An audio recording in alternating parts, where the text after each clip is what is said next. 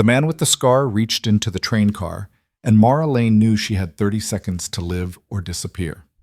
Her father's gambling debt had bought her a one-way ticket to hell, and 3 killers were working their way through every car, checking every face, hunting the girl who ran with stolen property that wasn't hers to take.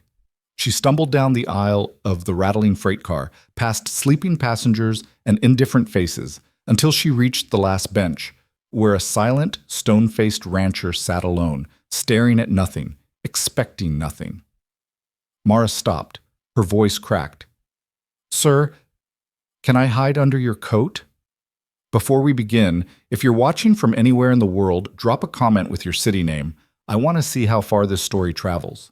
Hit that like button, settle in, and let me tell you about the day a desperate girl and a broken man jumped off a moving train into something neither of them saw coming. The New Mexico sun had no mercy in the spring of 1873, and neither did the men hunting Mara Lane. She'd been on the train for 2 days, tucked into corners, head down, heartbeat hammering every time boots echoed through the car. The freight line from Santa Fe to Albuquerque wasn't meant for passengers, just cargo and dust, and people trying not to be noticed. Mara fit that description perfectly. She wore a dress 2 sizes too big, stolen from a boarding house laundry line the night she ran. Her dark hair was pinned beneath a faded bonnet, and her hands, small, calloused from years of her father's neglect, clutched a canvas bag that held everything she owned. 1 change of clothes, a silver ring, and $43 in coins that weren't hers. The ring was the problem. It had belonged to a man named Silas Cord, a saloon owner in Santa Fe with a reputation for cruelty and a taste for young girls with nowhere else to go. Mara's father, a drunk and a coward, had sold her to Cord 3 weeks ago to cover a poker debt. He'd shaken Cord's hand, pocketed the money, and walked out of Mara's life without looking back. Cord had smiled, slow, cold, possessive, and told her she'd be working his rooms upstairs by the weekend. Mara had run that same night. She'd taken the ring from Cord's office, along with the cash from his lockbox, and slipped out the back door while the saloon roared with drunken laughter. She didn't think about right or wrong. She thought about survival. She thought about the look in Cord's eyes when he touched her wrist and told her she was his now. So she ran, and Cord sent his dogs after her. Now, 2 days later, the dogs had found her scent. Mara stood at the back of the last passenger car, swaying with the rhythm of the train, watching the door at the far end. 3 men had entered 5 minutes ago. She'd seen them through the window, rough, sun-scorched, deliberate. One wore a long coat despite the heat. Another had a scar running from his temple to his jaw. The third carried a rifle slung across his back like it was part of his spine. They moved slowly through the car, stopping at every passenger, leaning in close, asking quiet questions. Mara couldn't hear the words, but she didn't need to. She knew what they were asking. "Have you seen a girl, dark hair, young, traveling alone?" The passengers shook their heads. The men moved on. Mara's pulse thrummed in her throat. She turned, scanning the benches behind her. Most were empty. A few held sleeping laborers, an old woman with a shawl pulled over her face, a young mother clutching a fussy baby. And at the very back, alone on the last bench, sat a man who looked like he'd been carved from the same red rock that stretched beyond the train windows. He was tall, she could tell even though he was sitting, with broad shoulders and sun-darkened skin. His hair was dark, streaked with early gray at the temples, and his face was hard, unreadable, lined with the kind of exhaustion that came from years, not days. He wore a dusty black coat, a worn hat pulled low, and boots that had seen 1,000 miles. His hands rested on his knees, scarred and still. He wasn't looking at her. He wasn't looking at anything. Mara's options collapsed into a single, desperate choice. She walked toward him. Her legs felt unsteady, her breath too loud. The train clattered over a rough patch of track, and she stumbled, catching herself on the edge of a bench. The man didn't move, didn't glance up. Mara stopped in front of him, close enough to see the shadow of stubble on his jaw, the faint crease between his brows. Close enough to see that his eyes, gray, distant, empty, were fixed on some invisible horizon only he could see. She swallowed hard.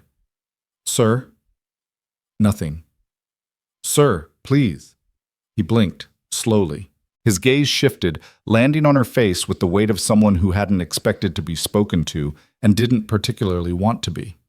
Mara's voice cracked. Can I hide under your coat? For a long moment, he just stared at her. No surprise, no suspicion, just a flat, measuring silence that made her feel like she was being weighed on some internal scale she couldn't see. Then, without a word, he lifted the edge of his long duster. Mara didn't hesitate.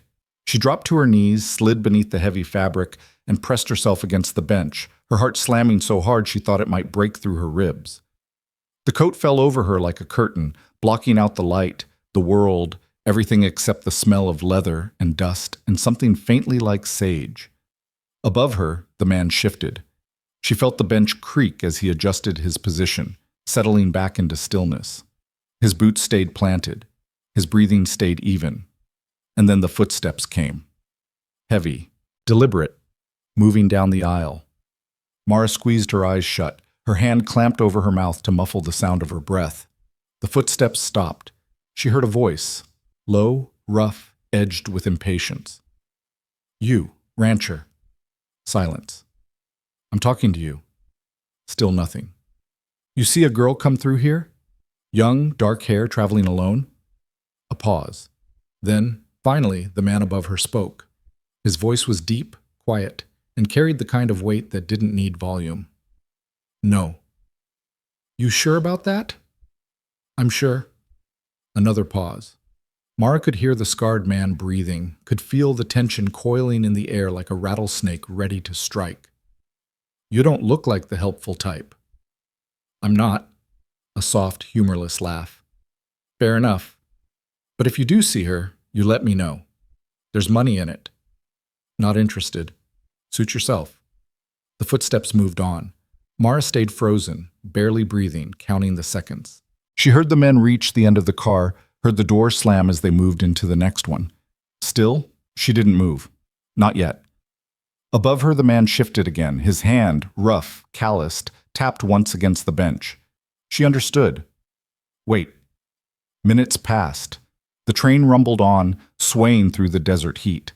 Finally, the man spoke, his voice low and directed downward. "They're gone." Mara pushed the coat aside and crawled out, her legs shaking as she sat back on her heels. She looked up at him, searching his face for something, anger, curiosity, demand, but found only that same flat, unreadable stillness. "Thank you," she whispered. He didn't respond, just looked at her, then looked away, back toward the window. Mara sat down on the bench beside him, her bag clutched in her lap. She didn't know what else to do, didn't know where else to go. For a long time, neither of them spoke. Then quietly, she said, "They'll come back." The man's jaw tightened. "I know." "They won't stop looking." "I know." Mara's hands twisted the fabric of her bag. "I don't have anywhere to go." He turned his head just slightly and looked at her again. This time, something shifted in his expression, something she couldn't name, but it felt like a door cracking open. "What's your name?" he asked. "Mara. Mara Lane." He nodded once, then looked back out the window. "Caleb Rourke." She waited, but he didn't say anything else. The train rattled on. 15 minutes later, the door at the far end of the car opened again. Mara's stomach dropped. The three men walked back in. This time, they weren't asking questions. They were looking, hard, suspicious, scanning every face with the kind of focus that said they'd narrowed their search. The scarred man led the way, his eyes sweeping the car like a hawk hunting field mice. And then his gaze landed on Mara. She saw the recognition flare in his eyes, saw his hand move toward the pistol on his hip. Caleb saw it too. He moved faster than Mara thought possible for a man who'd been sitting so still. His hand shot out, gripping her wrist, and he hauled her to her feet. Before she could cry out, he was moving, dragging her toward the rear of the car, toward the hatch that led to the narrow platform between the cars. "Hey!" the scarred man shouted. "Stop!" Caleb didn't stop. He shoved the hatch open, and the wind hit them like a fist, hot, brutal, full of dust and noise. The train was moving fast, the desert blurring past in streaks of red and gold. Caleb pulled Mara onto the platform, his grip iron tight, his face set in grim determination. Behind them, the men were running. Mara's heart was in her throat. "What are you—" "Jump," Caleb said. She stared at him, What? When I say jump, you jump. Don't think. Just do it. We'll die. We'll die if we stay. The scarred man burst through the hatch, pistol raised. Caleb didn't wait. He wrapped one arm around Mara's waist, pulled her tight against his chest, and threw them both off the train. The world spun. Mara's scream ripped from her throat as they tumbled through the air, weightless, falling, the ground rushing up to meet them. Caleb twisted mid-fall, taking the brunt of the impact with his shoulder, and they hit the earth in a brutal roll of dust and rock and pain. Mara's vision blurred, her lungs burned. She couldn't tell up from down, and then Caleb was pulling her to her feet, his hand locked around her arm, dragging her forward. "Run," he said. She ran. They ran together, stumbling through the scrub and rock, the train's whistle screaming behind them as it hurtled on down the track. Mara's legs felt like they were made of water, but Caleb's grip kept her upright, kept her moving. Behind them, she heard shouts. Gunshots cracked through the air, kicking up dust near their feet. Caleb pulled her behind a cluster of boulders, pressing her flat against the rock. His breath was steady, controlled, even as blood dripped from a cut above his eye. "Stay down," he said. Mara nodded, too scared to do anything else. Caleb scanned the horizon, his eyes sharp, calculating. The train was disappearing into the distance, but the men, they'd jumped too. Mara could see them, three dark shapes moving through the heat shimmer, spreading out, searching. Caleb's hand moved to his belt, pulling a knife from a worn sheath. He didn't draw a gun. Mara realized with a cold jolt that he didn't have one. "You armed?" she whispered. "No." "Then how—" Quiet. He moved like a shadow, slipping between the rocks, silent and sure. Mara watched, her pulse hammering as he bent low, gathering handfuls of dry brush and stacking them in a deliberate pile. Then he pulled a match from his pocket, struck it against stone, and dropped it onto the brush. Smoke billowed up, thick and dark, rising into the sky. The men saw it. Mara heard them shout, saw them change direction, moving toward the smoke. And Caleb was already moving again, away from the fire, away from the men, pulling Mara with him deeper into the rocks, into the maze of red stone and shadow, where the desert swallowed sound and footprints disappeared into dust.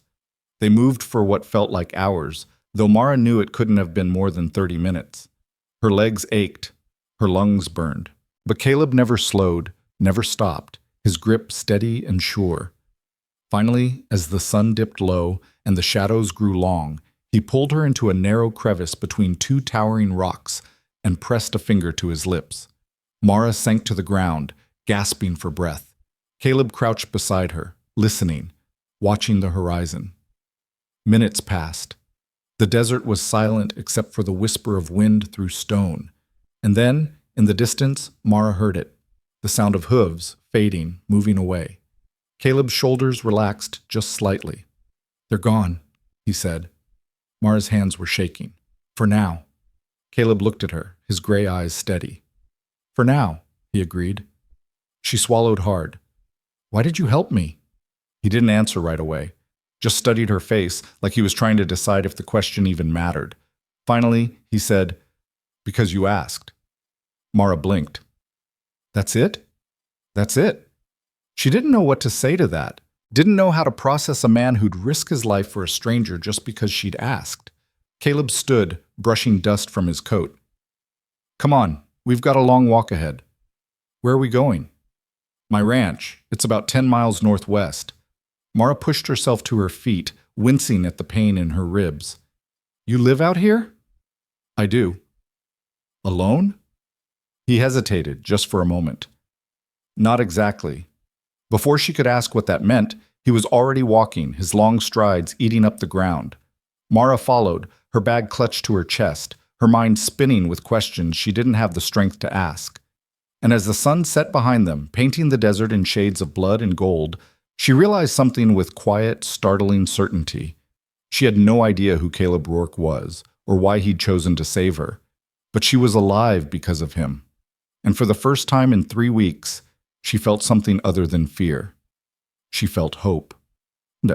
They walked through the night. Caleb set a steady pace, his eyes scanning the horizon, his body moving with the kind of efficiency that came from years of surviving in hard country.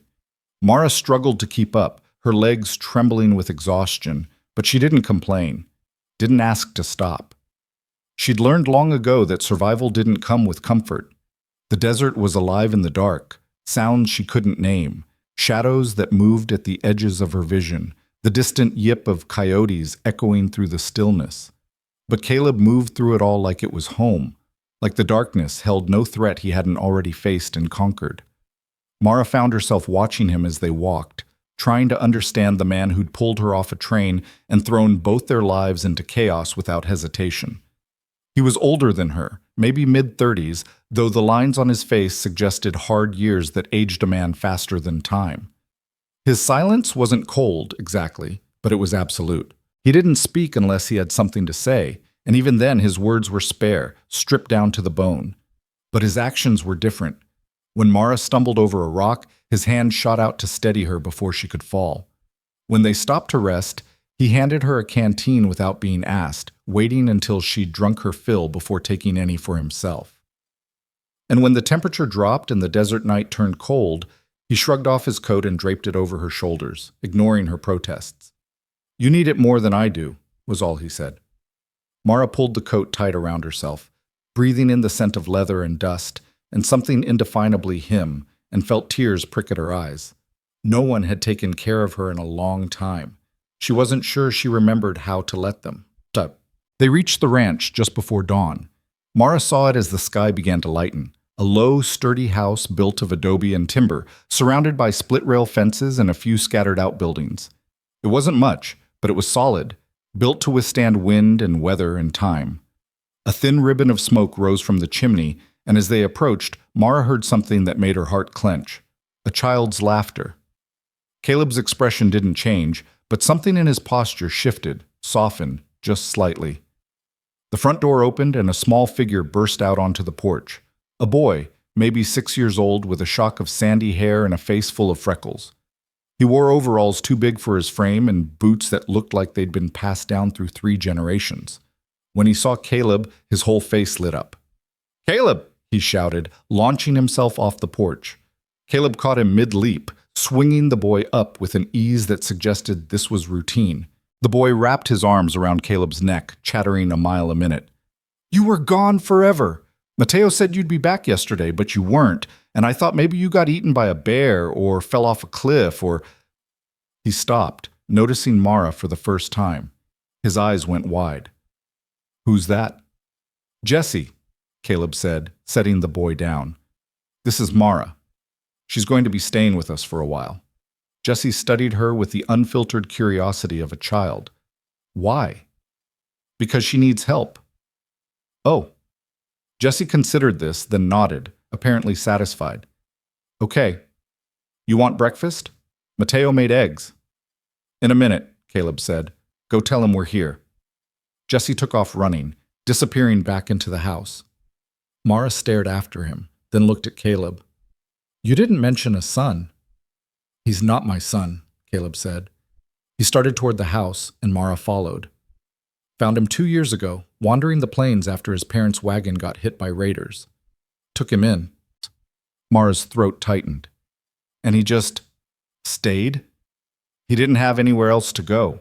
Caleb glanced at her, and for the first time she saw something almost like humor in his eyes. "Sound familiar?" Before she could answer, the door opened again, and an older man stepped out onto the porch. He was lean and weathered, with silver-streaked hair pulled back in a braid and skin the color of old mahogany. He wore simple work clothes and a leather vest, and his dark eyes swept over Mara with the kind of quiet assessment that missed nothing. "Mateo Ruiz," Caleb said by way of introduction. "He keeps this place running while I'm gone. Mateo, this is Mara Lane." Mateo nodded once. "Miss Lane." "Just Mara," she said softly. Mateo's gaze shifted to Caleb. "You look like hell." "Long trip." "Trouble?" "Some." Mateo's eyes flicked back to Mara, and understanding settled across his features. He didn't ask, just nodded. "Come inside, both of you. Food's hot." The house was simple but clean. One large main room, with a stone fireplace, a kitchen area, a rough-hewn table, and a few chairs. A ladder led up to a loft where Jessie presumably slept. Through an open door, Mara glimpsed a small bedroom, Caleb's, she assumed. The warmth hit her first, the fire crackling in the hearth, the smell of coffee and eggs and fresh bread. Her stomach clenched with sudden desperate hunger. Jessie was already at the table, swinging his legs, chattering to Mateo about something involving a lizard and a very exciting chase. Mateo listened with patient amusement, serving up plates of food. Caleb gestured to a chair. "Sit." Mara sat. He placed a plate in front of her, scrambled eggs, thick slices of bread, strips of bacon, and her hand shook as she picked up a fork. She ate slowly at first, then faster, unable to help herself. It had been 2 days since she'd had a real meal. No one commented. No one stared. Caleb sat across from her, eating in silence. Jessie peppered him with questions about the trip, which Caleb answered in short, patient sentences. Mateo poured coffee, his movements easy, comfortable, like this was just another morning. And Mara felt something crack open inside her chest, something fragile and painful and almost unbearably sweet. She was safe. For the first time in weeks, maybe years, she was safe. She finished eating and set down her fork, her throat tight with emotion she couldn't name. Caleb looked at her. "You all right?" Mara nodded, not trusting her voice. Jessie leaned forward, his elbows on the table. "Are you going to stay forever?" "Jessie," Caleb said quietly. "What? I'm just asking." Mara managed a shaky smile. "I don't know, Jessie. We'll see." Jessie shrugged, apparently content with that answer, and went back to his breakfast. Mateo stood, gathering the empty plates. "I'll show her where she can sleep." Caleb nodded. "Thanks." Mateo led Mara to a small room off the main area. Barely more than a closet, really, with a narrow bed, a washstand, and a single window that looked out over the scrubland. But the bed had clean sheets, and there was a quilt folded at the foot, and Mara's eyes stung with tears she refused to let fall. "It's not much," Mateo said. "It's perfect," Mara whispered. Mateo studied her for a moment, then nodded. "You need anything, you let us know." "Thank you." He left, closing the door softly behind him. Mara sank onto the bed, her whole body trembling with exhaustion and relief and something too big to name. She pulled the quilt over herself, breathing in the scent of sage and sun-dried cotton, and closed her eyes. Outside, she heard the low murmur of voices, Caleb and Mateo talking quietly. She couldn't make out the words, but the tone was steady, reassuring. And for the first time in longer than she could remember, Mara Lane fell asleep without fear. Mara woke to the sound of chickens and the low murmur of men's voices drifting through the thin walls. For a disorienting moment, she didn't know where she was. Then memory flooded back. The train, the jump. Caleb's hand gripping hers as they ran through the desert dark. She sat up slowly, every muscle in her body screaming in protest. Her ribs ached where she'd hit the ground. Her palms were scraped raw. But she was alive, and the sunlight streaming through the small window was warm and real, and for now, that was enough. She stood, smoothing down her wrinkled dress, and caught sight of herself in the small mirror above the washstand. She looked like she'd been dragged behind a horse, hair tangled, face smudged with dust, a bruise blooming purple along her jaw. She poured water from the pitcher into the basin and scrubbed her face and hands, wincing at the sting. When she emerged from the room, the house was empty except for Jessie, who sat cross-legged on the floor near the fireplace, playing with a collection of carved wooden animals. He looked up when she appeared, his freckled face breaking into a gap-toothed grin. "You're awake. Caleb said to let you sleep as long as you needed. Are you hungry? Mateo left biscuits." Mara's stomach answered before she could, growling loudly enough to make Jessie giggle. "I'll take that as a yes," he said, scrambling to his feet. He retrieved a cloth-wrapped bundle from the kitchen counter and presented it to her with the solemnity of a knight offering treasure. "Here, they're still kind of warm." Mara took the bundle, her throat tight. "Thank you, Jessie." She sat at the table and Jessie climbed into the chair across from her, watching with unabashed curiosity as she ate. The biscuits were simple but good, buttery, flaky, still faintly warm from the oven. "Mateo makes the best biscuits," Jessie announced. "Better than anybody. He says it's 'cause he uses real butter, not lard. Do you know how to make biscuits?" Mara shook her head. "Not very well." "That's okay. Mateo can teach you. He teaches me stuff all the time, like how to curry the horses and how to tell if a hen's gonna lay good eggs and—" He paused, tilting his head. "Why were those men chasing you?" Mara's hand stilled on the biscuit. She looked at the boy, this small, open-faced child who asked questions like they were just another part of breathing and didn't know how to answer.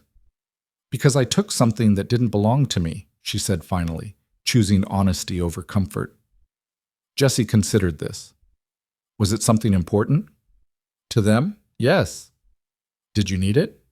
Mara thought about the ring still tucked in her bag, about the money she'd stolen to buy her freedom. "I thought I did." Jesse nodded, apparently satisfied.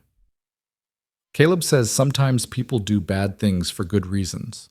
He says that doesn't make the bad thing right, but it means you got to think about why before you decide if somebody's really bad or just scared." Mara blinked, caught off guard by the wisdom in those words coming from a 6-year-old's mouth. "Caleb told you that?" "Yep. When I asked him if the men who killed my mama and papa were bad." Jesse's voice didn't waver, but something flickered in his eyes, something old and hurt and carefully buried. "He said they were. But he also said some people get so scared and angry they forget how to be anything else." Mara's chest ached. She reached across the table and took Jesse's small hand in hers. "I'm sorry about your parents, Jesse." He squeezed her fingers. "It's okay. I got Caleb now, and Mateo, and the chickens, and now I got you too, right?" Mara's vision blurred. "Yeah," she whispered. "You got me too." The front door opened and Caleb stepped inside, followed by Mateo. Both men were dusty, their sleeves rolled up, sweat darkening their shirts. Caleb's eyes went immediately to Mara, scanning her face with that same quiet intensity that seemed to miss nothing. "You eat?" he asked. "Yes, thank you." He nodded, then looked at Jesse. "You finish your chores?" Jesse's eyes widened. "I was just about to." "Mm-hmm." "I was. I just wanted to make sure Mara got breakfast first." Caleb's mouth twitched, not quite a smile, but close. "Go on, then." Jesse bolted for the door, calling over his shoulder. "I'm going to show Mara the chickens later. She's never seen chickens before." "I've seen chickens," Mara called after him, but he was already gone, the door slamming behind him. Mateo chuckled, moving to the stove to pour coffee. "That boy's got more energy than a colt in spring." Caleb pulled out a chair and sat, accepting the cup Mateo handed him. He drank in silence for a moment, then looked at Mara. "How you feeling?" "Sore, but alive." "Good." He set down the cup. "We need to talk." Mara's stomach tightened. "All right." Mateo settled into the third chair, his weathered hands wrapped around his own cup. Caleb leaned forward, his forearms on the table, his gray eyes steady on hers. "Those men who are chasing you," he said, "they're not going to stop." Mara nodded. "I know." "You want to tell me why they want you so badly?" She took a breath, then reached for her bag, still sitting on the floor where she'd left it the night before. She pulled out the silver ring and set it on the table between them. Caleb picked it up, turning it over in his fingers. It was a man's ring, heavy and ornate, with an engraved crest on the face. He studied it for a long moment, then looked at her. "This worth killing over?" "The man who owns it thinks so." "Who is he?" "Silas Cord. He runs a saloon in Santa Fe." "And other things." Mara's voice went flat. "Things that aren't legal, but the law doesn't care because he pays them not to." Mateo's expression darkened. "I know the name. He's got a reputation." "For what?" Caleb asked, still looking at Mara. "Trafficking," Mateo said quietly. "Girls mostly. Brings them in from poor families, promises them work, then puts them in rooms upstairs and doesn't let them leave." Caleb's jaw tightened. "And you were one of them." It wasn't a question, but Mara answered anyway. "My father sold me to him 3 weeks ago to cover a gambling debt." Her hands curled into fists on the table. "Cord told me I'd be working for him by the weekend, so I ran, and I took the ring and whatever money I could find on my way out." "How much?" Caleb asked. $43. Mateo let out a low whistle. "That's not nothing." "No," Mara said. "It's not. And Cord's not the forgiving type. He'll want it back. And he'll want me back too. Not because he cares, but because if he lets one girl run, others might try." Caleb was quiet for a long moment, his fingers still turning the ring over and over. Then he set it down and looked at her. "Where's the money now?" "In my bag." "Give it to me." Mara hesitated, then reached into the bag and pulled out the small cloth pouch. She handed it across the table. Caleb opened it, counted the coins, then tied it shut again. "This is going to buy you some time," he said. "But not much. Cord's got resources. If he sent 3 men after you, he'll send more when they don't come back." "I know." Mara's voice was barely above a whisper. "I didn't mean to bring trouble to your door. I can leave." "No," Caleb said, cutting her off. "You're not leaving." She stared at him. "But you asked me for help. I gave it. That doesn't end just because it got complicated." He leaned back in his chair, his expression unreadable. "You'll stay here. We'll figure out the rest." "Caleb," Mateo said carefully, "if Cord's men come looking, then we'll deal with it." Mateo held his gaze for a long moment, then nodded slowly. "All right, but we need to be smart about this." "Agreed." Caleb stood, picking up the ring and the money. "I'll put these somewhere safe. Mara, you stay close to the house. Don't go wandering. If you see anyone you don't recognize, you come find me or Mateo immediately. Understood?" Mara nodded. "Understood." He started toward his room, then paused and looked back at her. "You're safe here. I meant that." And then he was gone, disappearing into the small bedroom and closing the door behind him. Mateo watched him go, then turned to Mara with a slight smile. "He doesn't say much, but when he does, he means it." "I'm starting to realize that," Mara said softly. Mateo stood, draining the last of his coffee. "Come on, if you're going to be staying, you might as well make yourself useful. I'll show you around." Mara followed him outside into the bright morning sun. The ranch was bigger than she'd realized. Not sprawling, but functional. There was a barn, a chicken coop, a small corral with 2 horses, and a vegetable garden that looked like it had seen better days. Beyond the fences, the desert stretched out in every direction, endless and unforgiving. Jesse was in the chicken coop, scattering feed and talking to the hens like they were his dearest friends. He waved when he saw Mara, grinning widely. Mateo led her to the garden first, crouching down to inspect the struggling plants. "This needs work," he said. "The soil's tough out here, and the water's scarce. But if you know what you're doing, you can coax things to grow." "I don't know much about gardening," Mara admitted. "Then you'll learn." Mateo handed her a small spade. "Start by pulling the weeds. I'll show you which ones." They worked together in companionable silence, the sun warm on Mara's back, the earth cool and gritty beneath her fingers. It was simple work, mindless in the best way, and Mara found herself relaxing into it, letting her thoughts quiet, letting her hands move. After a while, Mateo spoke. "Caleb doesn't bring people here." Mara glanced at him. "What do you mean?" "I mean this place. It's his sanctuary. He built it after—" Mateo paused, choosing his words carefully. "After he lost some things that mattered. He doesn't let just anyone in." "Then why did he help me?" Mateo smiled faintly. "Because underneath all that silence, he's got a heart that won't let him walk past someone in need, even when it'd be smarter to." He pulled a stubborn weed free and tossed it aside. "He sees himself in people like you, like Jesse. People who got dealt a bad hand and are just trying to survive." Mara's throat tightened.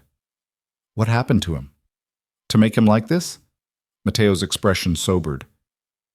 "That's his story to tell, not mine. But I'll say this. He's a good man. Better than most. And if he says you're safe here, you are." Mara nodded, not trusting her voice. They worked until the sun was high overhead, then Mateo showed her the rest of the ranch. The barn where the horses were kept, the small smokehouse, the tool shed. Jesse joined them partway through, chattering about the chickens and the eggs he'd collected and the fox he'd seen lurking near the coop last week. By the time they returned to the house, Mara's muscles ached in new ways, but it was a good ache, the kind that came from honest work, not fear or running. Caleb was at the table, cleaning a rifle. He looked up when they entered, his eyes flicking over Mara, taking in her dusty hands and wind-tangled hair. "She's a fast learner," Mateo said, moving to the stove. "Give her a week. She'll have that garden looking respectable." Caleb's mouth twitched. Good.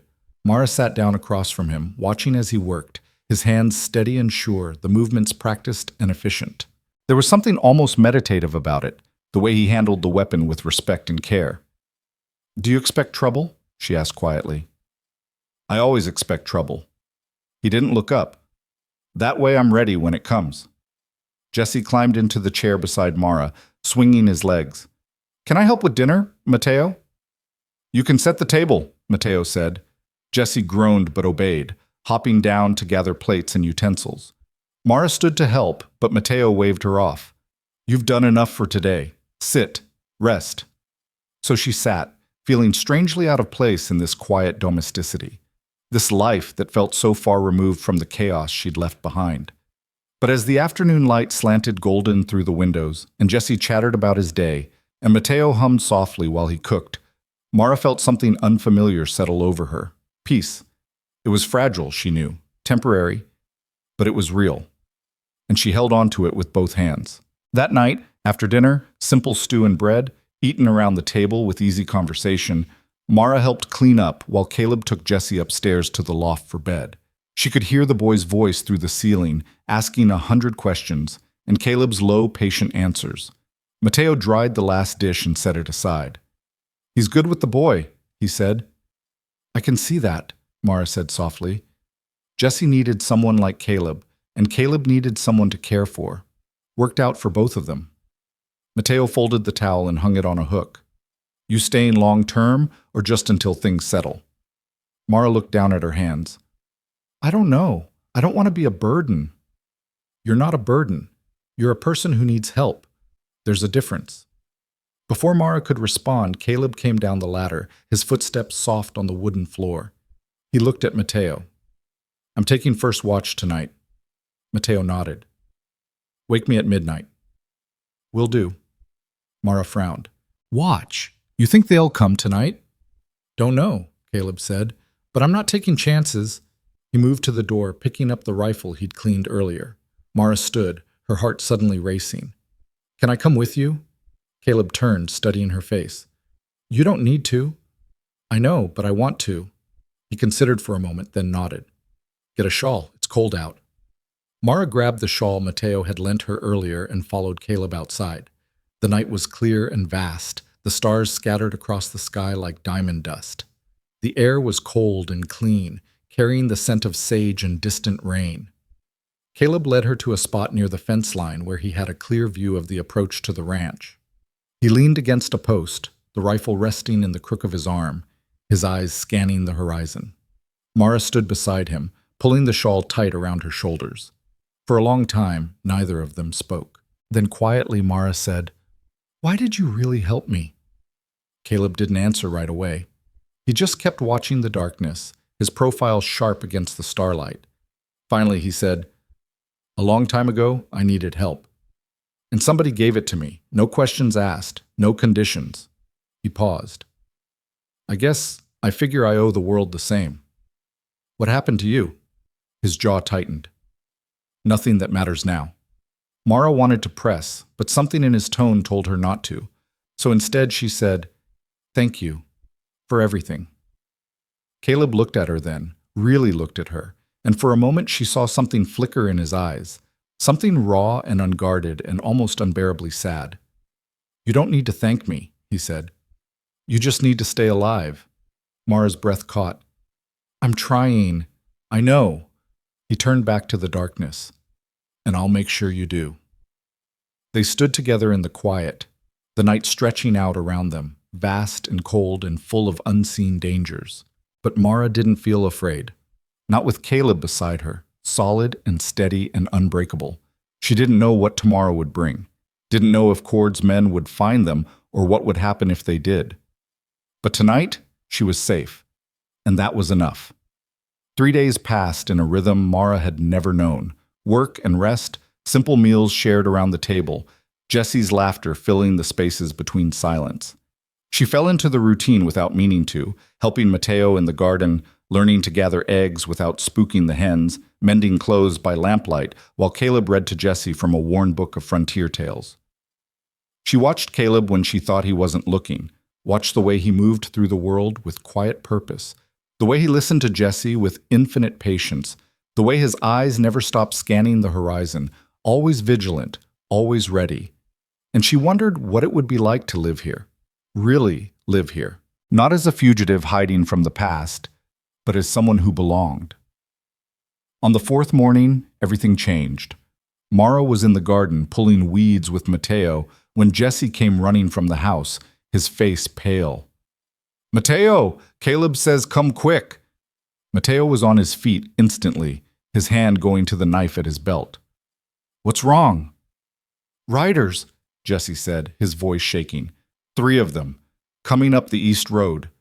Mara's blood turned to ice. Mateo grabbed her arm. "Get inside, now. Stay with Jesse. Don't come out unless Caleb or I tell you to." Mara ran. She burst through the door, pulling Jesse inside and slamming it shut behind them. Caleb was at the window, the rifle in his hands, his expression hard and focused. "Upstairs," he said without looking at her. "Both of you, stay quiet." "Caleb, go." Mara grabbed Jesse's hand and pulled him toward the ladder. They climbed into the loft and Mara positioned them in the corner, away from the edge where they couldn't be seen from below. Jesse pressed against her side, trembling. "It's okay," she whispered, even though her own heart was hammering. "It's going to be okay." Below she heard the door open, heard Mateo's voice, low and steady.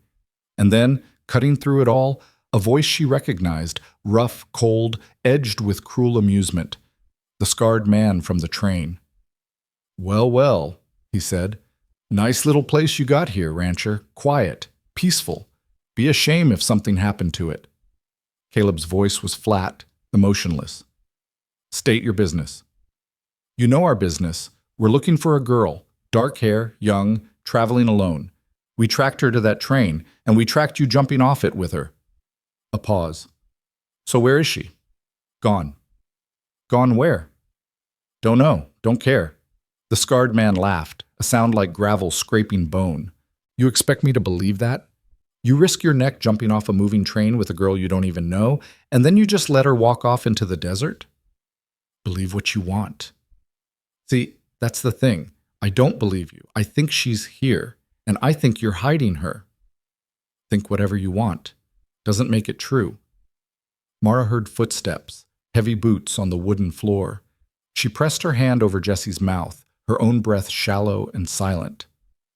"We're going to search this place," the scarred man said, "top to bottom. And if we find her, you're not searching anything." Caleb's voice was still calm, but there was steel beneath it now. "You're on my land, and you're leaving, now. Or what?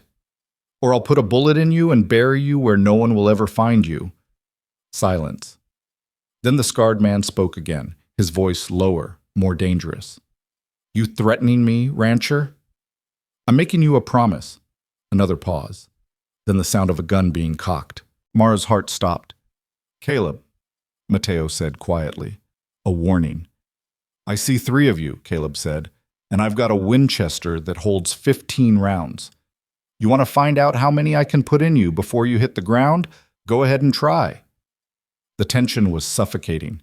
Mara could barely breathe. Then, finally, the scarred man laughed again. But this time, there was less confidence in it. "All right, rancher, we'll go, for now." Footsteps moved toward the door. "But we'll be back, and when we come back, we won't be asking nice. I'll be waiting." The door slammed. Mara waited, every muscle locked, until she heard the sound of hooves fading into the distance. Then, finally, Caleb's voice drifted up from below. "They're gone. You can come down." Mara and Jesse descended the ladder on shaking legs. Caleb set the rifle down and turned to face them, his expression still hard, still unreadable. Jesse ran to him, wrapping his arms around Caleb's waist. Caleb's hand came down to rest on the boy's head, gentle despite the violence that had just filled the room. Mateo closed the door and locked it, then turned to Caleb. "They'll be back." "I know. And next time they won't come alone." "I know." Mara stepped forward, her voice shaking. "This is my fault. I should leave. I should—" "No." Caleb's eyes met hers, and there was something fierce in them now, something protective and unyielding. "You're not running anymore. We handle this. Together." But together, he repeated. And looking into his eyes, Mara believed him. For the first time in her life, she believed someone would stand with her, even if it meant standing against hell itself. The rest of that day moved in tense silence. Caleb stationed himself on the porch, with the rifle across his knees, eyes fixed on the horizon like a hawk waiting for prey. Mateo worked the perimeter, checking fences, securing the barn, moving with the quiet efficiency of a man who'd prepared for trouble before. Jesse stayed close to Mara, unusually subdued, his earlier brightness dimmed by fear he didn't fully understand but felt in his bones. Mara tried to help with the evening chores, but her hand shook so badly she dropped a bucket of water twice before Mateo gently took it from her and told her to sit down. "You're no good to anyone if you work yourself into collapse," he said, not unkindly. "Go inside. Rest. We've got this." But rest was impossible. Mara sat at the table, staring at her hands, replaying the scarred man's words over and over. They'd be back. She knew it. And when they came, they wouldn't just be looking for her. They'd be looking to punish anyone who dared to help her. When darkness fell, Caleb finally came inside. His face was drawn, exhaustion written in the lines around his eyes, but his movements were still controlled, still purposeful. He set the rifle by the door and moved to the stove, pouring coffee that had gone cold hours ago. Jesse was already asleep in the loft, worn out by the day's fear. Mateo sat by the fire, sharpening his knife with slow, deliberate strokes. The sound filled the silence, metal on stone, rhythmic and somehow comforting. Mara stood. "I need to tell you something." Caleb looked at her, waiting. She took a breath. "The ring I took, it's not just valuable. It belonged to Silas Cord's father. He's dead now, but that ring is the only thing Cord has left of him. He'll never stop looking for it. Never." Her voice cracked. "And the men he sent, they're not just hired guns. The one with the scar, his name is Vance.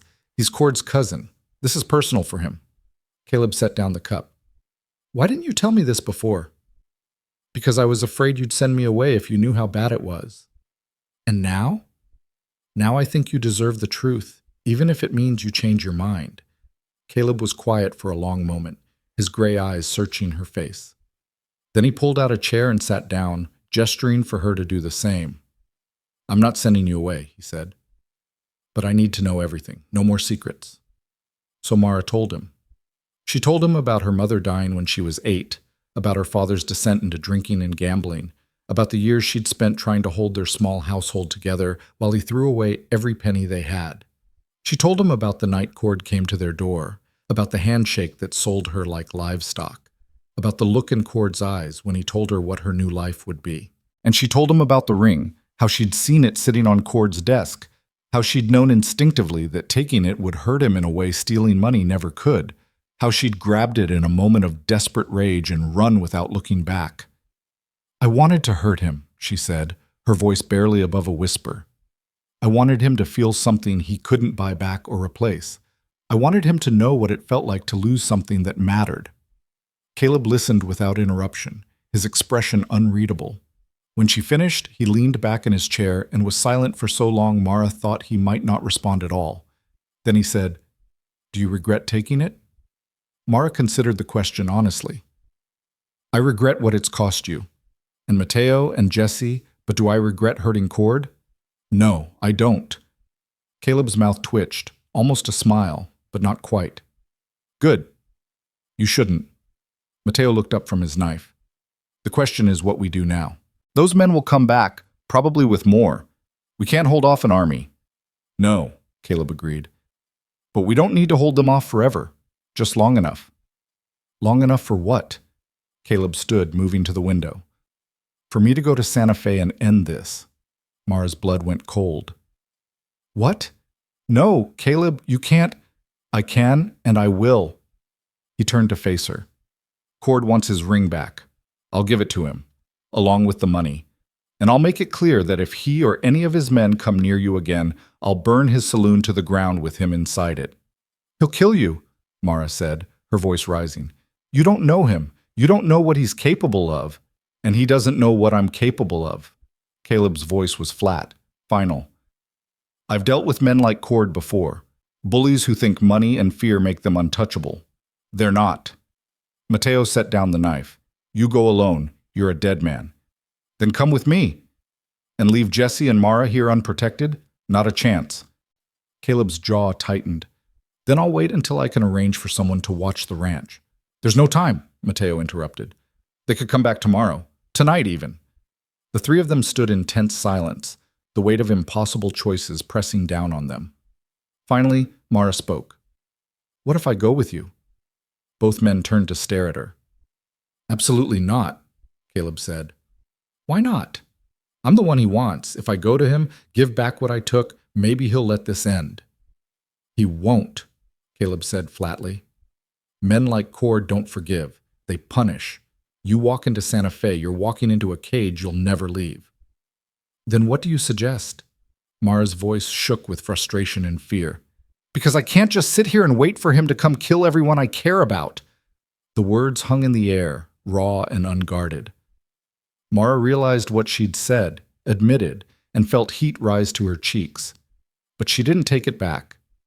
Caleb's expression softened, just slightly. We'll figure something out. But you're not offering yourself up like a sacrifice. That's not happening. Caleb's right, Mateo said. Going to Cord won't end this. It'll just give him what he wants and prove he can get away with it. Mara sank back into her chair, exhausted and terrified and out of ideas. Then what do we do? Caleb returned to the table and sat down, his fingers drumming once against the wood. We prepare. We fortify. And when they come, because they will come, we make sure they regret it. Over the next 2 days, the ranch transformed into something closer to a fortress. Caleb and Mateo worked from dawn until long past dark, reinforcing doors, boarding up windows on the ground floor, stockpiling ammunition and supplies. They moved the horses into the barn and secured every entry point with heavy beams that could be dropped into place at a moment's notice. Mara helped where she could, hauling water, preparing food that could be eaten cold if necessary, keeping Jesse occupied and calm, even as her own fear gnawed at her insides. The boy sensed the change in the air, the way the adults moved with grim purpose, and his usual chatter faded into watchful silence. At night, they took turns keeping watch. Mara insisted on taking a shift despite Caleb's protests, and he finally relented, showing her how to hold the rifle, where to position herself for the best view of the approach, what signs to look for in the darkness. You see anything at all, you wake me immediately, he said. Don't try to handle it yourself. I won't. I'm serious, Mara. I know. She met his eyes. I won't do anything stupid, I promise. He held her gaze for a moment longer, then nodded and went inside. Mara sat in the darkness, the rifle heavy across her lap, and listened to the desert night. The wind whispered through the sage. Coyotes called to each other in the distance. The stars wheeled overhead, cold and indifferent. She thought about Caleb, about the way he'd pulled her onto that train platform without hesitation, the way he'd jumped into the unknown to keep her safe, the way he looked at her sometimes when he thought she wasn't watching, like she mattered, like she was worth protecting. No one had ever looked at her like that before. She thought about Jesse, too, the way he'd wrapped his small arms around her waist that first morning, the trust in his eyes when he asked if she was staying. She thought about Mateo's quiet kindness, the way he'd taught her to coax life from difficult soil, the way he'd treated her like family from the first moment. These people had given her something she'd never had, a home. Not a place, but a feeling, a sense of belonging that went deeper than shelter or safety, and now that home was under siege because of her. The guilt was crushing, but beneath it, something else was growing, something fierce and protective and unbreakable. She wouldn't let Cord destroy this. She wouldn't let him take this family from her or take her from them. Whatever came next, she'd face it, she'd survive it, and she'd make sure the people she loved survived it too. On the third morning after the confrontation, Mara woke to find Caleb already gone from the house. She found him in the barn, working on something she couldn't quite see in the dim light. When he heard her footsteps, he looked up, his face streaked with dirt and sweat. "What are you doing?" she asked. "Building a fallback position. If they breach the house, we need somewhere else to go." He gestured to the corner of the barn, where he'd constructed a reinforced space with hay bales and wooden planks. "It's not perfect, but it'll give us cover and a clear line of sight. Mara looked at the makeshift fortress, then at Caleb. You really think it'll come to that? I think it's better to have it, and not need it than need it, and not have it. She stepped closer, watching him work. His movements were precise, economical, born of experience she could only guess at. You've done this before, prepared for a fight like this. It wasn't a question, but Caleb answered anyway. Yeah, I have. Where? He was quiet for a moment, his hand stilling on the plank he'd been positioning. Doesn't matter, it was a long time ago. It matters to me. Caleb looked at her then, really looked at her, and she saw something shift in his expression, a crack in the armor he kept so carefully maintained. I was a soldier, he said finally. During the war, fought for the Union, saw things no one should see, did things I'm not proud of. He paused. When it was over, I came out here looking for peace, looking for a place where the fighting was done. And instead you found me, Mara said softly, and brought the fighting right back to your door. No. Caleb's voice was firm. You didn't bring the fighting, Cord did. Men like him always do. They're the ones who can't let people live in peace. Mara's throat tightened. I'm sorry for all of this.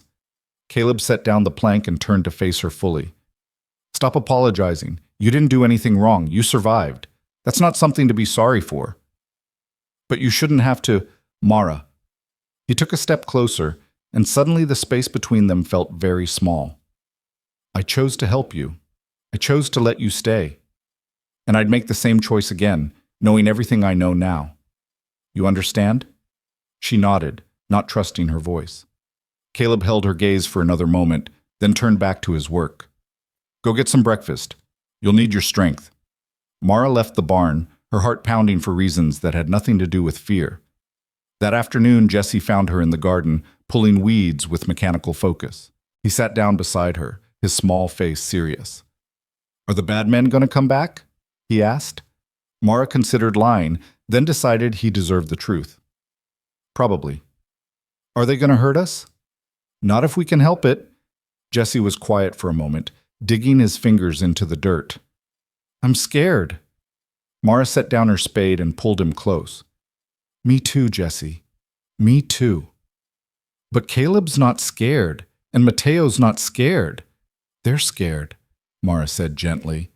They're just brave enough not to let it stop them. There's a difference. Jesse looked up at her. Are you brave? I'm trying to be. I think you are. He leaned his head against her shoulder. I'm glad you're here, Mara. Even if the bad men are coming, I'm still glad. Mara's eyes burned. She kissed the top of his head. I'm glad I'm here too, sweetheart.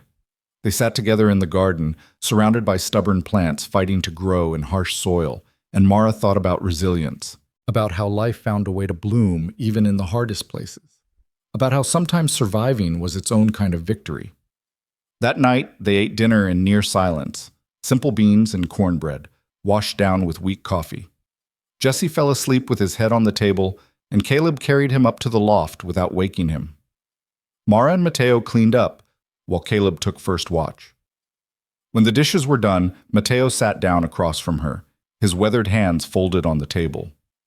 I want you to know something, he said. Whatever happens, you're family now. You understand? Family. That doesn't change. Mara's vision blurred. Thank you. Don't thank me. Just remember it. Remember you belong here, no matter what. He stood and patted her shoulder, then headed to his small room off the main area, leaving Mara alone with her thoughts and her fears and the sound of Caleb's footsteps on the porch. She waited a few minutes, then grabbed a shawl and went outside. Caleb was leaning against the porch railing, the rifle propped beside him, his eyes on the dark horizon. He didn't turn when she approached, but she saw his shoulders relax slightly, recognition without surprise. Can't sleep? He asked. No. You? I don't sleep much these days. Mara moved to stand beside him, pulling the shawl tight against the chill. Caleb, if this goes bad, if they come and things don't go the way we hope, they won't. But if they do, I need you to promise me something. He turned to look at her. What? Promise me you'll protect Jesse, no matter what, even if it means—" She couldn't finish the sentence. "It won't come to that." "Promise me anyway." Caleb's jaw tightened. "I promise, but you're going to be fine too. All of us are." "You can't know that."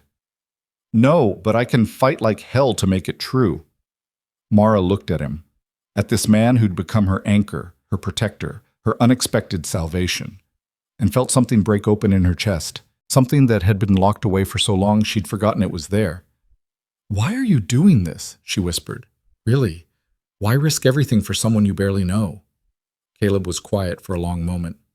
When he finally spoke, his voice was low, almost lost in the wind. "Because once, a long time ago, I was the one who needed saving, and someone did it, even though it cost them everything." He paused. "They didn't make it, but I did. And I swore that if I ever got the chance, I'd pay that forward. I'd be the one who stood between danger and someone who needed help." "Who was it? Who saved you?" "My brother." Caleb's voice was rough now, edged with old pain. "He was younger than me. We fought together in the war, got separated during a retreat, and he came back for me even though it meant walking straight into enemy fire. He got me out, but he took a bullet doing it." His hands clenched on the railing. "He died in my arms, telling me to make it count, to live for both of us." Mara's hand found his, her fingers wrapping around his scarred knuckles. "I'm sorry." "Don't be. He made his choice, just like I'm making mine now." They stood together in the darkness, hands joined, two people carrying wounds they'd never fully heal but learning to carry together. And then, cutting through the quiet like a knife, came a sound that made Mara's blood freeze. Hoofbeats. Multiple riders, moving fast. Caleb's hand tightened on hers for just a moment, then released. He grabbed the rifle, his entire body shifting into combat readiness. "Get inside. Wake Mateo. Get Jesse ready to move to the barn if I give the signal." "Caleb, go. Now." Mara ran. She burst through the door, her voice sharp and urgent. "Mateo, they're coming!" Mateo was up instantly, knife in hand, moving to the window. Jesse sat up in the loft, his eyes wide with fear. "Mara?" His voice was small, scared. "It's okay, Jesse. Come down here. Stay with me." The boy scrambled down the ladder and pressed against her side. Mara wrapped her arm around him, her other hand reaching for the pistol Mateo had insisted she keep nearby. Outside, the hoofbeats grew louder, then stopped. Silence fell, thick and suffocating. Mara held her breath, counting her heartbeats, waiting. And then Vance's voice cut through the night, loud and mocking. "Rourke! We know she's in there. Send her out and maybe we won't burn your little sanctuary to the ground." Caleb's response was calm, cold. "You're not getting her. Leave now while you still can." Vance laughed. "You're outnumbered, rancher. I brought 7 men this time. You really think you can hold us off?" "I know I can kill at least 3 of you before you reach the door. Question is, which 3 of you want to die first?" A pause. Then Vance's voice again, harder now. "Last chance, Rourke. The girl, or we come in shooting." Mara looked at Mateo, at Jesse, at the home they'd built together, and she made a decision. She stepped toward the door. Mateo grabbed her arm. "Don't." "I have to. I can't let them hurt you, any of you." "Mara, no!" But before he could stop her, the world exploded. The first gunshot shattered the window, the second splintered the door, and then the night erupted into chaos, shouting, gunfire, the sound of boots hitting wood as men rushed the house. Caleb fired and someone screamed. Mateo shoved Mara and Jesse toward the back room. "Stay down!" But Mara couldn't just hide. Not anymore. She grabbed the pistol, her hands shaking but steady, and moved to the window. She saw them. Dark shapes in the moonlight, spreading out, surrounding the house. She saw Caleb on the porch, rifle raised, taking aim with deadly precision. She saw Vance standing back, orchestrating the assault with cold calculation. And she saw one of the men creeping toward the side door, the one that led to the room where Jesse was hiding. Mara didn't think. She just moved. She ran to the door, threw it open, and fired. The man went down clutching his leg, howling in pain. And then strong hands grabbed her from behind, yanking her backward, and she realized with horror that another man had gotten inside through the window. She struggled, screaming, the pistol falling from her grip. The man's arm locked around her throat, cutting off her air. Got her! He shouted. And that's when everything changed. Because through the chaos, through the gunfire and shouting, Mara heard a sound that made her heart stop. Jesse, crying out in terror, and then Caleb's voice roaring with fury she'd never heard before. Let them go! The pressure on Mara's throat eased slightly as the man holding her turned toward the commotion, and Mara saw something that would haunt her forever. Another man, one of Vance's crew, had grabbed Jesse. The boy struggled in his grip, tears streaming down his face, while the man held a knife to his small throat. Caleb stood in the doorway, rifle still raised, his face a mask of rage and helplessness. Drop the gun, Rourke, Vance said, stepping into view. Or the boy dies. Time seemed to fracture. Mara watched Caleb's face, watched the calculation happening behind his eyes, the terrible math of impossible choices. His finger trembled on the trigger, and for a heartbeat she thought he might take the shot anyway, might risk everything on his aim being true enough and fast enough to save Jesse before the knife could fall. But he didn't. He couldn't. Slowly, Caleb lowered the rifle. That's better, Vance said, stepping closer. Now kick it away. Caleb's jaw clenched so hard Mara could see the muscle jump beneath his skin. He kicked the rifle, and it clattered across the floor, spinning to a stop near Vance's boots. Good. Now the girl steps forward nice and easy, and maybe we all walk away from this. The man holding Mara shoved her forward. She stumbled, catching herself on the edge of the table, her eyes locked on Jesse.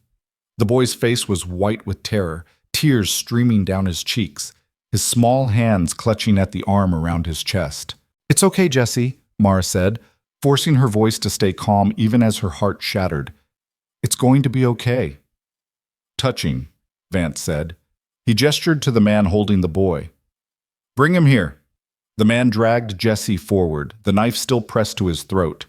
Jesse whimpered, and the sound cut through Mara like a blade. Caleb took a step forward, his hands raised.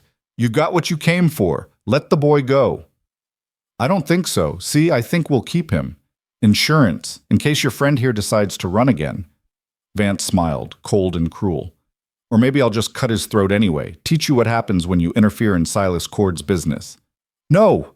Mara lunged forward, but the man who'd held her before grabbed her again, his fingers digging into her arms hard enough to bruise. Please, please, I'll do whatever you want. Just don't hurt him. Whatever I want? Vance's smile widened. That's a dangerous offer, girl. I'll go with you. I'll give back everything I took. I'll work for Cord for as long as he wants. Just let Jesse go. He's a child. He has nothing to do with this. Vance pretended to consider, tilting his head. Tempting. But I think Mr. Cord would prefer I bring back his property and make an example of anyone who helped you steal it. So here's what's going to happen. We're taking you, and we're taking the boy. And tomorrow morning, we're going to hang him in the town square so everyone knows what happens when you cross Silas Cord. No, Caleb said, his voice deadly quiet. That's not happening. You planning to stop me, rancher? Because from where I'm standing, you don't have a lot of options. Caleb's eyes met Mara's across the room. In that brief moment of connection, she saw everything he couldn't say out loud. The apology, the rage, the desperate determination to find a way out of this nightmare. And then she saw something else. A flicker of movement in the shadows behind Vance. Mateo. He'd slipped through the back during the chaos, moving with the silent precision of a man who knew how to hunt. He was behind Vance now, close enough to strike, a shotgun raised and ready. Mara forced herself not to react, not to give away what she'd seen. She kept her eyes on Vance, kept talking. Cord doesn't want the boy dead, she said. He wants me, and he wants his ring. If you kill Jesse, you're just creating problems for yourself. But if you let him go, you go back to Santa Fe a hero, the man who brought back what was stolen. Vance's expression flickered, calculation replacing cruelty for just a moment. He was considering it, and that's when Mateo made his move. The shotgun blast was deafening in the enclosed space. The ceiling exploded in a shower of splinters and dust, and everyone in the room froze. Nobody moves, Mateo said, his voice calm and cold as winter stone. Next shot goes into flesh, not wood. Vance spun, his hand going for his pistol, but Mateo was faster. He stepped forward, pressing the barrel of the shotgun against Vance's spine. I wouldn't, Mateo said softly. This scattergun will cut you in half before you clear leather. The man holding Jesse hesitated, his eyes darting between Vance and Mateo, the knife wavering against the boy's throat. Let him go, Caleb said, his voice carrying the weight of absolute authority. Now, or Mateo pulls that trigger and you lose your boss. Then I pick up my rifle and kill the rest of you before you make it to your horses. You're bluffing, the man said, but his voice shook. Try me. The standoff stretched, taut as a bowstring. Mara could hear Jesse's ragged breathing, could see the terror in his eyes, could feel the weight of every second ticking past like a countdown to catastrophe. Then Vance spoke, his voice tight with barely controlled rage. Let the boy go. Boss, let him go. The man's arm loosened. Jesse tore free and ran straight to Caleb, who caught him and pulled him close, his hand cradling the back of the boy's head. It's okay, Caleb murmured. I got you. You're safe now. Vance's eyes were murderous. You're making a mistake, Rourke. Cord will send an army for this. Let him try. Mateo pressed the shotgun harder against Vance's back. Now here's how this is going to work. You and your men are going to walk out of here slowly, and you're going to ride away and never come back. And if we don't? Then we bury you in the desert and tell Cord you never showed up. Mateo's voice didn't waver. Your choice. Vance's hands curled into fists, but he was smart enough to know when he'd lost. Fine, we're leaving, but this isn't over. Yes, Mara said, stepping forward. It is. She reached into her pocket and pulled out the ring, the silver ring with the engraved crest that had started all of this. She held it up so everyone could see it, then threw it at Vance's feet. Take it, take the ring. Tell Cord he can have it back. But tell him if he ever sends anyone after me again, I'll make sure every newspaper from here to San Francisco knows what he does to the girls in his saloon. I'll tell them about the bribes he pays, the laws he breaks, the families he destroys. And I'll make sure his father's name, the name on that ring, gets dragged through the mud along with his. Vance stared at her, something like surprise flickering across his face. You think anyone would believe you? You're nobody. Maybe. But I'm a nobody who has nothing left to lose. And people like that are dangerous, Vance, because we don't have anything to protect anymore except the truth. For a long moment, no one moved. Then Vance bent down slowly, never taking his eyes off Mateo, and picked up the ring. He straightened, slipping it into his pocket. The money, too, he said. Caleb jerked his head toward the bedroom. Mateo, get it. Mateo backed toward the room, keeping the shotgun trained on Vance, and returned a moment later with the cloth pouch. He tossed it to Vance, who caught it one-handed. Now get out, Caleb said. Vance backed toward the door, his men following. The one Mara had shot in the leg limped badly, supported by another. When they reached the threshold, Vance paused. Cord won't forget this. Neither will I, Caleb said. Then they were gone, the sound of hoofbeats fading into the night. The silence that followed was deafening. Jesse was still pressed against Caleb's chest, shaking so hard his teeth chattered. Mara's legs gave out and she sank to the floor, her whole body trembling with aftershock. Mateo lowered the shotgun slowly, his weathered face drawn and pale. Everyone all right? He asked quietly. Caleb nodded, his arms still wrapped protectively around Jesse. We're okay. But they weren't. Not really. Mara could see it in the way Caleb's hand shook as he stroked Jesse's hair, in the way Mateo had to lean against the wall to stay upright, in the way her own breath came in shallow gasps she couldn't quite control. They'd survived, but they'd come so close to not surviving that the knowledge sat heavy and cold in all of them.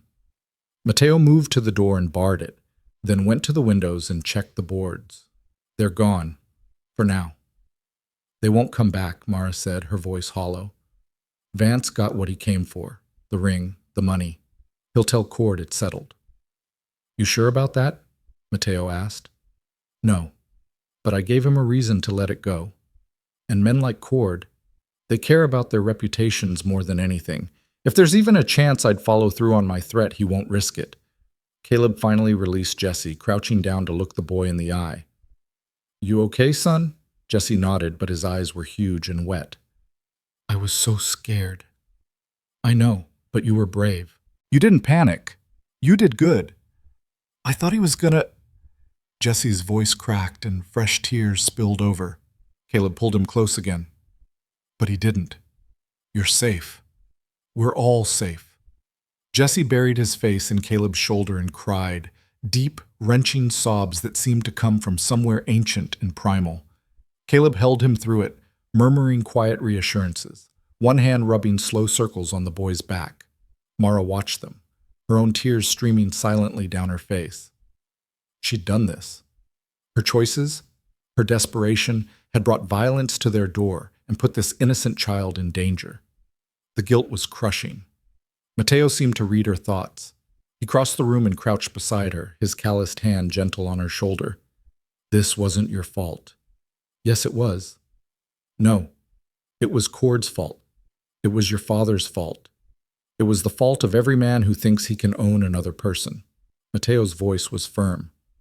But it wasn't yours. You were trying to survive. That's not a crime. Jesse could have died, but he didn't. And you know why? Because you were willing to trade yourself for him.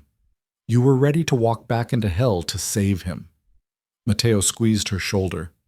That's not the action of someone who brought this on us. That's the action of family. The word broke something in Mara. She turned into Mateo's shoulder and let herself cry. For Jesse, for the terror they'd all endured, for the impossible grace these people had shown her when she deserved nothing. Eventually, the tears stopped. The shaking subsided, and slowly they began to put the house back together. Mateo swept up the broken glass and splinters. Caleb carried Jesse up to the loft and stayed with him until the boy finally fell into exhausted sleep. Mara righted furniture and scrubbed blood from the floor where the man she'd shot had fallen. It was nearly dawn before they finished. They gathered at the table, too wired to sleep, drinking coffee that had gone cold and bitter. We should leave, Mara said finally. Go somewhere else. Somewhere Cord doesn't know to look. No, Caleb said. But this is our home. We don't run from it. Caleb, you heard what Vance said. Cord might still... He won't. Caleb's voice was certain. You played it smart, Mara. You gave Vance a story he can sell to Cord, that you're too dangerous to go after, that the cost of revenge isn't worth it. Men like Cord understand cost-benefit. If you make yourself more trouble than you're worth, they move on to easier targets. You can't know that for sure. No, but I know this. We stand our ground. We don't let fear chase us out of the life we've built. He looked at her across the table. You're part of that life now. You belong here. And we don't abandon what belongs to us. Mara's throat tightened. I don't deserve this. Any of this. Deserve's got nothing to do with it, Mateo said. You're here. Your family. That's all that matters. The three of them sat in the growing light, bound together by shared trauma and stubborn hope. And Mara felt something shift inside her, something that had been broken and jagged smoothing into something whole. She was home. The days that followed were strange and quiet. They all moved carefully, like people recovering from wounds that hadn't quite healed. Jesse stayed close to Caleb, unwilling to let him out of sight. Mara threw herself into work, desperate to prove her worth, to earn the grace they'd given her. Mateo watched over them all with patient understanding, giving them space to process in their own ways. A week passed with no sign of Vance or his men. Then two. The tension began to ease slowly, like ice melting in reluctant spring. One evening, Mara was in the garden, now thriving under her careful attention, when Caleb found her. He stood at the edge of the plot, watching her work, his expression unreadable. You've got a gift for this, he said finally. Mara sat back on her heels, wiping dirt from her hands. Mateo's a good teacher. It's more than that. You make things grow in soil that fights you every step. That takes something special. She looked down at her hands, scarred and calloused now, strong in ways they'd never been before.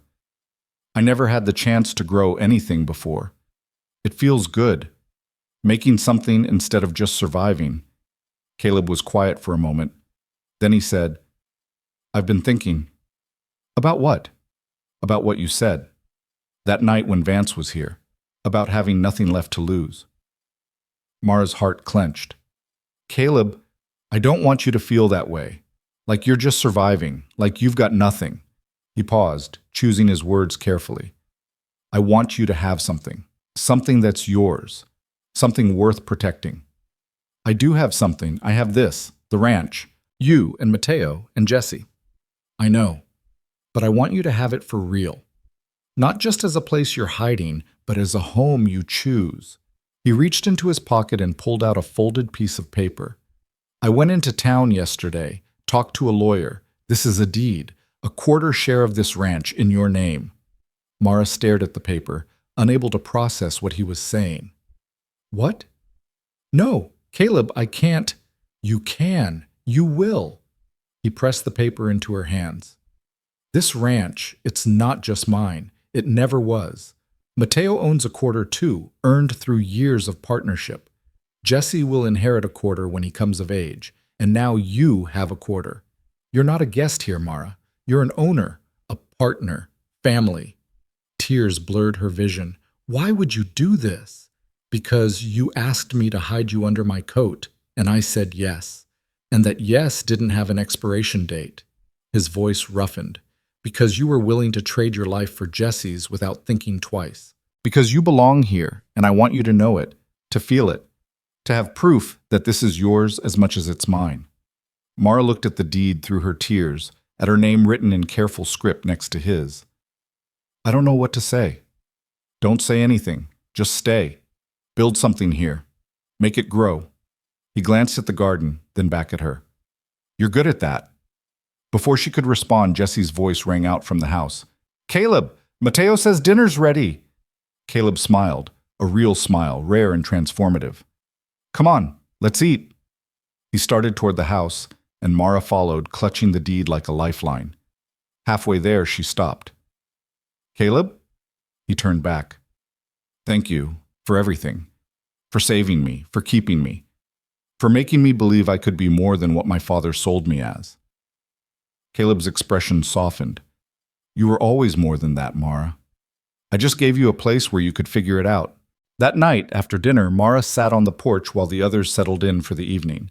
The desert stretched out before her, painted in shades of purple and gold as the sun set. The air was cool and clean, and somewhere in the distance she heard the lonely call of a coyote. She thought about the girl who'd stepped onto a train 2 weeks ago, terrified and desperate, and alone. She thought about the ring she'd stolen, the money she'd taken, the choices she'd made in the name of survival. She thought about the ring now, back in Silas Cord's possession, about the money returned, about the slate wiped clean, or as clean as it could be. And she thought about the future, about the garden she was growing, the home she was building, the family she'd found in the most unlikely of places. The front door opened and Caleb stepped out. He didn't say anything, just settled into the chair beside hers, his presence solid and reassuring. They sat together in comfortable silence, watching the stars emerge one by one. You think it's really over? Mara asked finally. With Cord? I think you made it too expensive for him to keep coming, and I think we made it clear we won't go down easy. Caleb paused. But if he does come back, we'll be ready. We, he confirmed. Mara smiled in the darkness. I like the sound of that. So do I. The night settled around them, vast and peaceful. Inside, she could hear Jesse laughing at something Mateo said, could smell the coffee still warm on the stove, could feel the solid wood of the porch beneath her feet, wood she now owned, along with everything else this place represented. She was home, not because someone had given her shelter, though they had, not because she'd found safety, though she had that too, but because she'd found people who saw her as more than a problem to solve or a body to use, people who'd stood between her and violence without hesitation, people who'd looked at her brokenness and said, You belong here anyway. Caleb, she said softly, Yeah? When I asked you to hide me under your coat that day on the train, did you know it would lead to all this? He was quiet for a long moment. No, I just knew you needed help, and I could give it. And if you'd known, would you still have said yes? Caleb turned to look at her, his gray eyes reflecting starlight. Every single time. Mara's breath caught. There was something in his expression, something warm and steady and achingly tender, that made her heart skip. "I'm glad," she whispered, "that you said yes, that you jumped off that train, that you brought me here." "Me too." The moment stretched between them, full of things neither was quite ready to say out loud. Then Caleb stood, offering her his hand. "Come on, it's getting cold. Let's go inside." Mara took his hand, rough, scarred, impossibly gentle, and let him pull her to her feet. They walked inside together, leaving the darkness behind, stepping into warmth and light and laughter. Into home. Into the life they were building, day by careful day, in soil that fought them every step but yielded anyway to patient, stubborn hope. And as Mara closed the door behind them, shutting out the night and all its ghosts, she felt something she'd never felt before. She felt free. She felt... The weeks that followed settled into a rhythm that felt almost dreamlike in its ordinariness. Mara woke each morning to the sound of roosters and the smell of coffee, worked beside Mateo in the garden until her back ached and her hands were stained with earth, helped Jesse with his letters in the afternoon while Caleb tended the horses. The ranch breathed with life. Not the desperate, clawing survival she'd known before, but something gentler, something that felt like actual living. She'd catch herself sometimes, stopped mid-task, just listening, to the wind moving through the sage, to Jesse's laughter as he chased chickens, to the low rumble of Caleb and Mateo's voices as they worked. And she'd think, "This is mine. This belongs to me, and I belong to it." The deed Caleb had given her stayed folded in her drawer, but she knew every word by heart. She'd read it so many times the paper had grown soft at the creases. Some nights she'd take it out just to look at her name written there in black ink, proof that she wasn't invisible anymore, wasn't disposable. She was Mara Lane, landowner, partner, family. But beneath the peace, she couldn't quite shake the waiting. She'd find herself glancing toward the horizon whenever she heard hoofbeats, her body tensing before she could remind herself that it was probably just a neighbor or a passing traveler. Caleb noticed.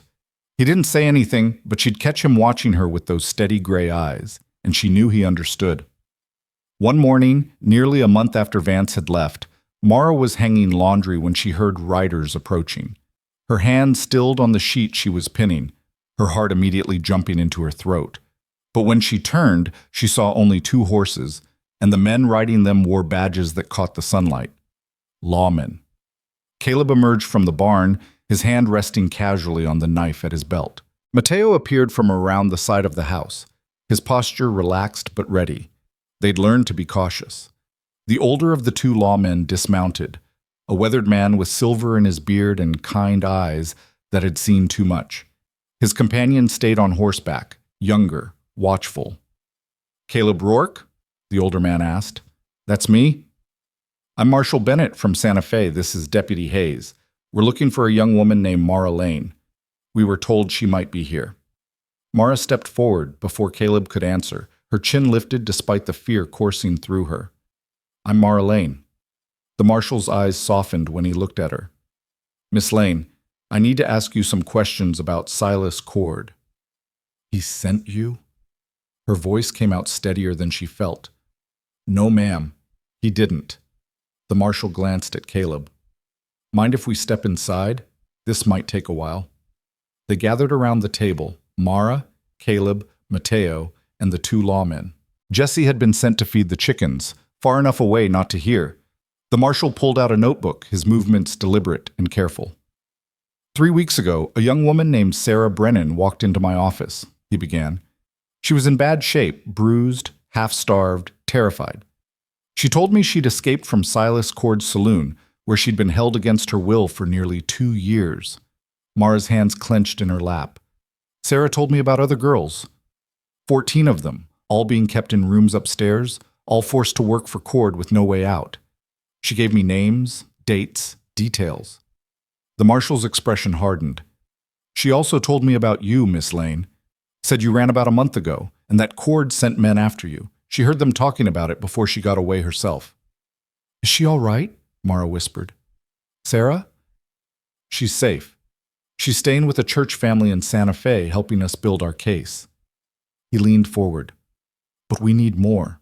Sarah's testimony is strong, but Cord has money and influence. We need corroboration. We need other witnesses willing to come forward."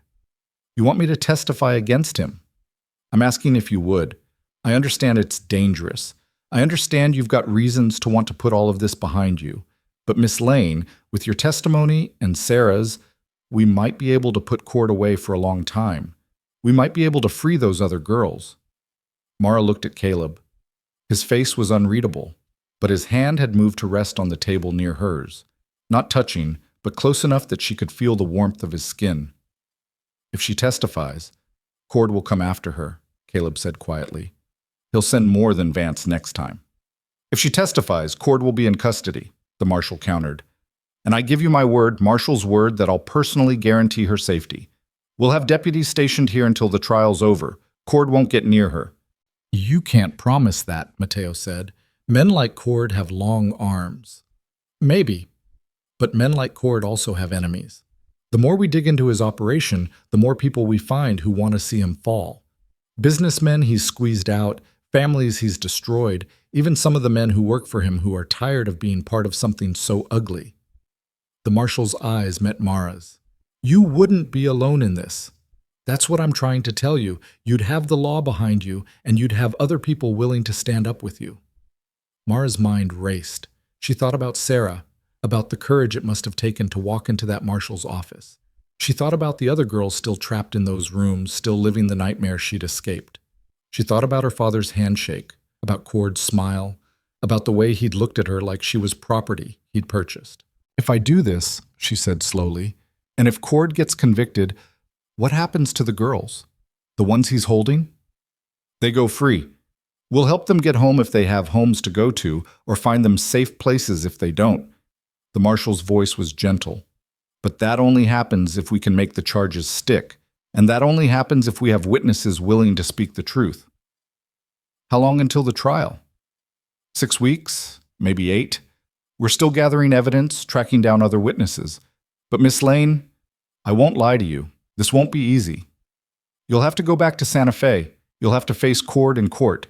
You'll have to tell your story in front of people who might not want to believe you. I'll do it, Mara said. Mara, Caleb started. I'll do it, she repeated, looking at him. I have to. You said it yourself. We don't let fear chase us out of the life we've built. Well, those girls don't have a life to build yet. They're still trapped. And if I can help get them out, I have to try. Caleb held her gaze for a long moment, then nodded slowly. All right, but I'm coming with you. To Santa Fe. To the trial. All of it. Caleb, you don't have to... Yes, I do. His voice was firm. You asked me to hide you under my coat once. I'm not stopping now. The marshal looked between them, something like approval in his eyes. Mr. Rourke, I'd be grateful for that. And Mr. Ruiz, if you're willing, we could use another steady hand. Mateo nodded. The boy and I will hold the ranch, but Caleb should go. Then it's settled. The marshal stood, extending his hand to Mara. Thank you, Miss Lane. You're doing a brave thing. Mara shook his hand, her own trembling slightly. When do we leave? I'll send word when we're ready for you. Probably 2 weeks. That give you enough time to prepare? Yes. After the lawmen left, Mara stood on the porch, watching the dust settle behind their horses. Caleb came to stand beside her, his presence solid and grounding. You sure about this? He asked quietly. No, but I'm doing it anyway. That's what brave looks like. She turned to look at him. I'm terrified. I know, but you won't be alone. He paused, then added, You're never alone anymore, Mara. That's what family means. The 2 weeks passed too quickly and too slowly all at once. Mara threw herself into ranch work, trying to memorize every detail. The way the light fell across the garden in the late afternoon, the sound of Jesse's voice calling the chickens, the smell of Mateo's coffee in the morning. She was afraid that if she went back to Santa Fe, even for the trial, some part of this piece would be lost forever. Jesse sensed something was wrong. He stayed close to her, unusually quiet, his small hand finding hers whenever they were near each other. One evening, as she tucked him into bed in the loft, he looked up at her with solemn eyes. You're going away, aren't you? Mara's throat tightened. Just for a little while. I have to go help some people. The bad man's people? No, sweetheart. People like me. People who need help getting away from bad men. Jesse considered this. And then you'll come back? Yes, I promise. You better, because you're part of our family now and families don't leave. He wrapped his small arms around her neck. I love you, Mara. The words hit her like a physical blow. No one had said those words to her since her mother died. She held Jesse tight, her eyes burning with tears. I love you too, Jesse. So much. When she climbed back down the ladder, she found Caleb waiting. He'd heard. She could see it in his eyes. He's right, you know, Caleb said, about family not leaving. Whatever happens in Santa Fe, you come back here. This is your home. I know. Do you? He stepped closer and suddenly the space between them felt charged with something Mara couldn't quite name. Because I need you to know, this isn't just about the deed or the ranch or doing the right thing. You matter, Mara. To all of us. To me. Her breath caught. Caleb, I'm not good with words, never have been, but I need you to understand something before we go to Santa Fe. He paused, gathering himself. When you asked me to hide you under my coat, I said yes because it was the right thing to do.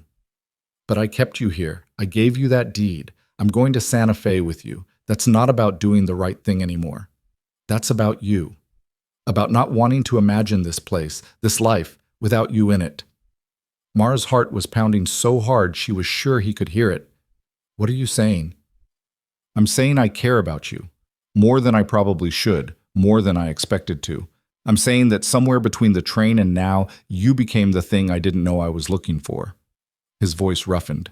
I'm saying I'm falling in love with you, Mara Lane, and I needed you to know that before we walk into whatever's waiting for us in Santa Fe. The world seemed to stop. Mara stared at him, at this quiet, careful man who'd saved her life and given her a home, and was now offering her something she'd never dared to hope for. I don't know how to do this, she whispered. I don't know how to be loved. My father taught me I was only worth what someone would pay for me. Cord confirmed it. I don't know how to believe I could be worth more. Then let me show you. Caleb reached out, his rough hand cupping her face with infinite gentleness. Let me spend every day proving that you're worth everything, that you're worth fighting for, worth protecting, worth loving just because you exist. A tear slipped down her cheek.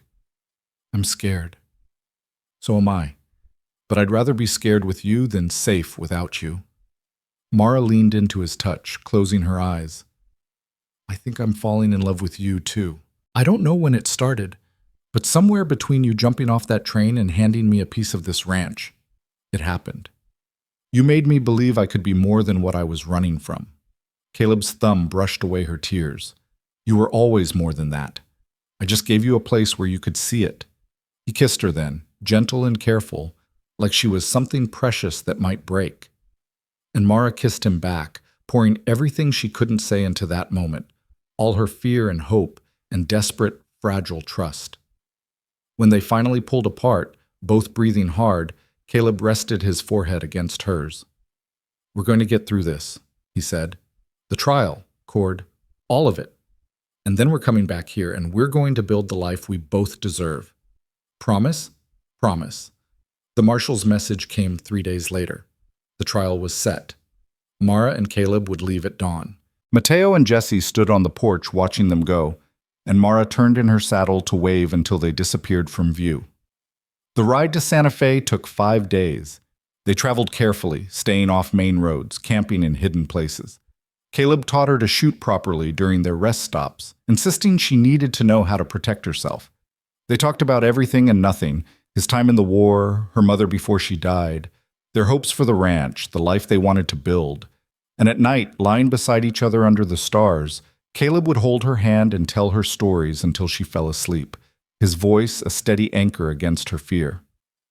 When they finally reached Santa Fe, the city felt too big, too loud, too full of memories Mara had tried to bury. But Caleb stayed close, his hand at the small of her back, guiding her through streets she'd once walked in terror. The marshal met them at his office, and with him was Sarah Brennan. The young woman was thin and pale, with haunted eyes that lit up when she saw Mara. You came, Sarah said, her voice breaking. I wasn't sure you would. I had to, Mara said, taking Sarah's hands. For you, for the others, for all of us. The next 3 days were a blur of preparation. The marshal walked them through what to expect in court, the questions they'd be asked, the attacks Cord's lawyer would make on their character. Mara met the other witnesses, 2 more women who'd escaped Cord's saloon, a bookkeeper who'd kept records of the illegal payments, a former employee with a conscience. And then finally, the trial began. The courtroom was packed. Mara sat in the witness section, Caleb beside her, and watched as Cord was led in. He looked smaller than she remembered, older, but his eyes were the same, cold and calculating and full of malice. When his gaze found hers, he smiled, and Mara felt ice slide down her spine. But then Caleb's hand found hers under the bench, warm and solid, and she remembered she wasn't that terrified girl anymore. She was Mara Lane, landowner, survivor, loved. Sarah testified first, her voice shaking but steady as she described 2 years of captivity and abuse. Cord's lawyer tried to discredit her, suggesting she'd been a willing employee, but Sarah held firm. The evidence supported her, the locked doors, the bruises, the testimonies of neighbors who'd heard screams. The other women testified next, each adding weight to the case against Cord. The bookkeeper presented ledgers showing payments to law enforcement, bribes to keep them looking the other way. The pattern was clear, undeniable. And then it was Mara's turn. She walked to the witness stand on legs that shook, raised her right hand, and swore to tell the truth. Cord watched her with that same smile, but she forced herself not to look at him. Instead, she found Caleb in the crowd, his gray eyes steady and sure, and drew strength from his presence. The prosecutor was gentle, leading her through her story with careful questions. Mara told the truth about her father's betrayal, about Cord's purchase, about the terror of those 3 weeks before she ran. She told them about the ring, about stealing it because she wanted Cord to hurt the way he'd hurt her. She told them everything. Then Cord's lawyer stood for cross-examination, and the real battle began. He tried to paint her as a thief and a liar, suggested she'd been a willing participant in her own exploitation, implied she was testifying out of spite rather than truth. But Mara had survived worse than words. She answered every question with quiet dignity, never raising her voice, never backing down. And when the lawyer finally sat down, frustrated and empty-handed, Mara allowed herself a small breath of relief. The trial lasted a week. The prosecution called witness after witness, built a case so overwhelming that even Cord's expensive lawyers couldn't dismantle it. The jury deliberated for less than 2 hours. Guilty on all counts. The courtroom erupted. Cord's face went white with rage, then red as he started shouting, had to be restrained by deputies. But Mara barely heard it. She turned to find Caleb, and he was there, pulling her into his arms, holding her tight, while she shook with relief and grief and something that felt almost like joy. "It's over," he murmured against her hair. "It's really over." The judge sentenced Cord to 20 years in territorial prison. The other girls were freed that same day, emerging from the saloon into sunlight they hadn't seen in years. Mara and Sarah stood with the marshal, helping to coordinate care, finding safe places for each young woman to go. One of the girls, barely 16, grabbed Mara's hand.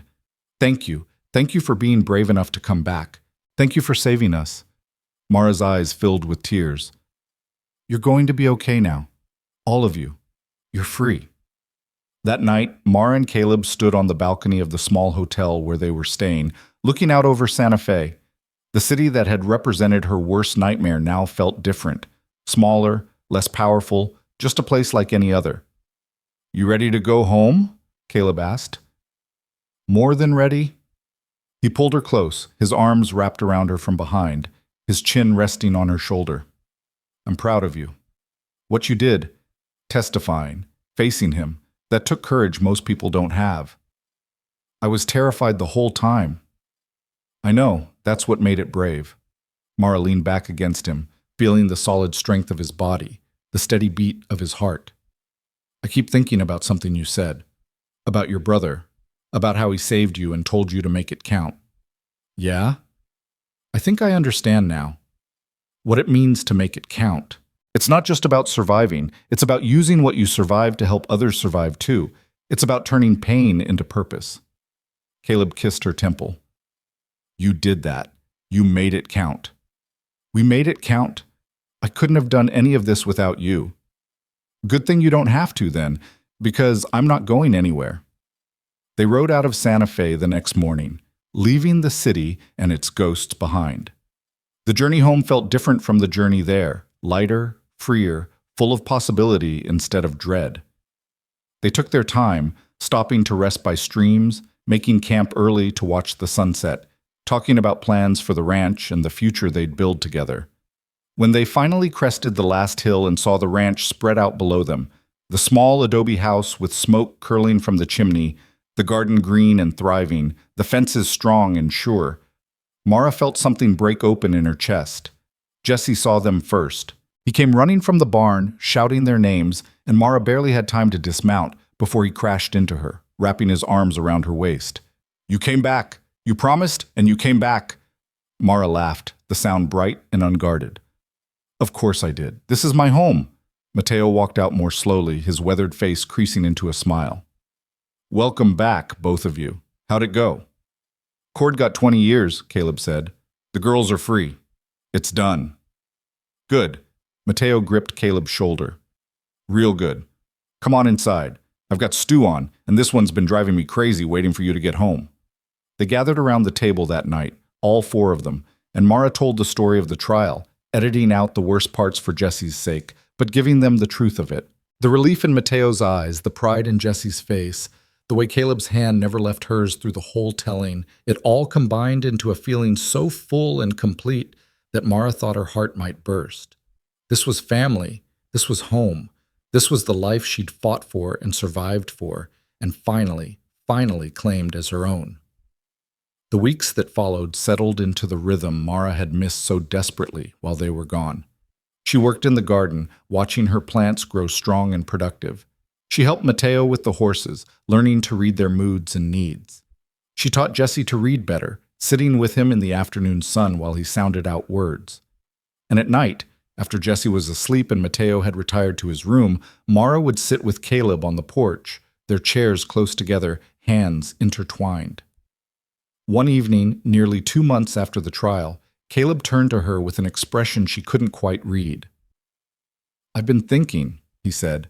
"About what?" "About the fact that you own a quarter of this ranch, but you're still sleeping in that tiny room like a guest." Mara's heart skipped. "Where else would I sleep?" Caleb's thumb traced circles on the back of her hand.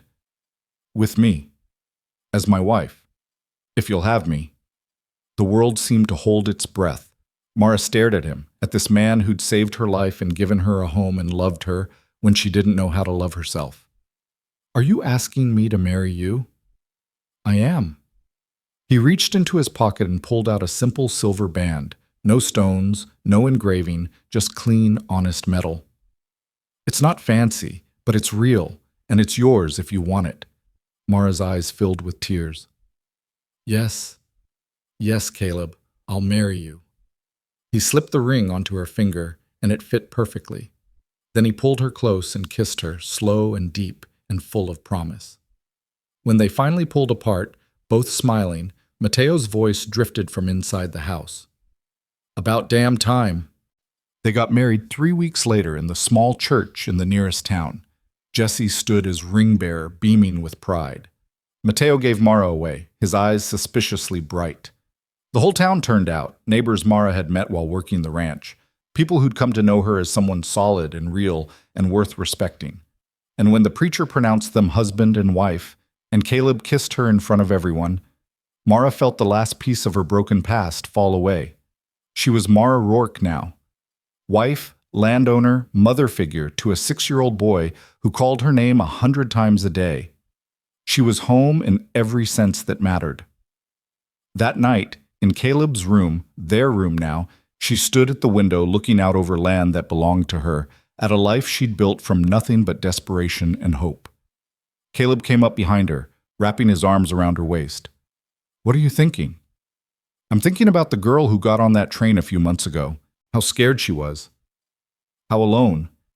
Mara turned in his arms to face him.